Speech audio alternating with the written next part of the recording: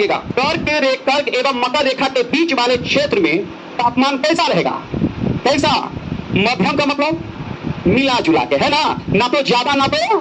जैसे कर्क और मकर पर ध्यान दीजिएगा, कर्क और मकर पर टेम्परेचर बहुत बढ़िया जाता है, नहीं तो बहुत।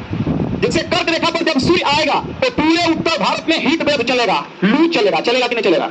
एकदम पूरे स्थिति खराब होगा, टेम्परेचर 45 से 50 चला जाता है, जाता है कि नहीं जाता है? जाता है ना। सूर्य कहाँ होगा? कर्क रेखा पर। और वही सूर्य जब मकर पर जाता है तो कर्क रेखा पर जो, अगर आप हमारा देश बीचों बीच से गुजर रहा है तो देखिएगा कि कर्क रेखा के उत्तर में क्या होता है, पूरा एकदम शीतलहर चलता है कि नहीं चलता है? अभी तो इस बार नहीं चला इसलिए क्योंकि मौसम के खराब के लिए याद रखें हम लोग जिम्मेदार हैं, क्योंकि इतना फैक्ट्री कल कारखाना की क्या शीतलहर चलेगा, इतना कार्बन डाइऑक्साइड ही है कि स्पष्ट रूप से याद रखें मौसम पर उसका पूरा प्रभाव पड़ा। तो बताइए आप, किस शीतलहर चलता है जब सूर्य कहाँ होगा? मकर रेखा पर। और जब लू चलेगा कहाँ पे? कर्क रेखा पर। तो कर्क रेखा ध्यान दीजिएगा, कर्क रेखा देख प्यारे, ये कर्क रेखा रेड कलर लेते हैं, गुरु पृथ्वी है ये है, तो ये कर्क रेखा देखो इधर है, ये विषुवत रेखा है, और ये कौन रेखा है?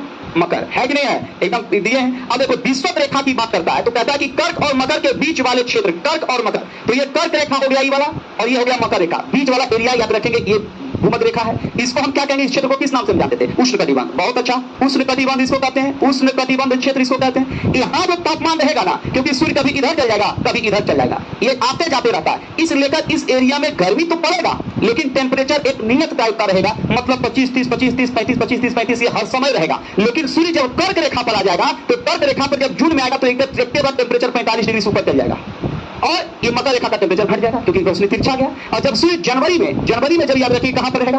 मकर रेखा पर रहेगा। तो मकर रेखा पर जब रहेगा यहां पर, तो यहां का टेम्परेचर 45 डिग्री, जैसे भी समझिए आप। अभी ऑस्ट्रेलिया का टेम्परेचर जो है 15 दिन पहले, जनवरी जब हो गया, ठंडा पड़ रहा था मकर संक्रांति में, तो ऑस्ट्रेलिया का टेम्परेचर था 45 डिग्री, मेलबोर्न का, क्योंकि ऑस्ट्रेलियन ओपन चल रहा है।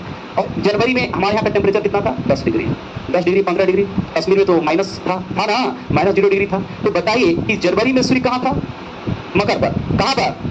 तो सामने जब आएगा तो यहाँ का टेम्परेचर ज्यादा था ना, लेकिन याद रखिए हमारे यहाँ का टेम्परेचर क्या था? कम। अब जनवरी के बाद सूर्य निकल चुका है, मकर संक्रांति हम इसीलिए मनाए हैं, मकर संक्रांति में निकल चुका है, अब सूर्य आ रहा है, इसीलिए तो दिन गर्मा रहा है।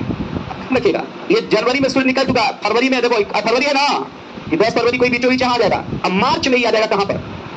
विषुवत रेखा या भूमध्य रेखा। विषुवत रेखा या कौन? सूर्य। और मार्च के बाद अप्रैल, और अप्रैल के बाद मई, और मई के बाद जून। जून में सूर्य कहाँ पहुंचेगा?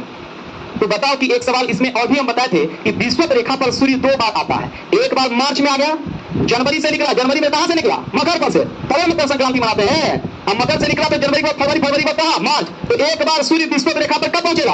अब मार्च के बाद फिर चला अप्रैल, अप्रैल के बाद मई, और मई के बाद जून। जून को सूर्य कहां होगा? किस रेखा पर?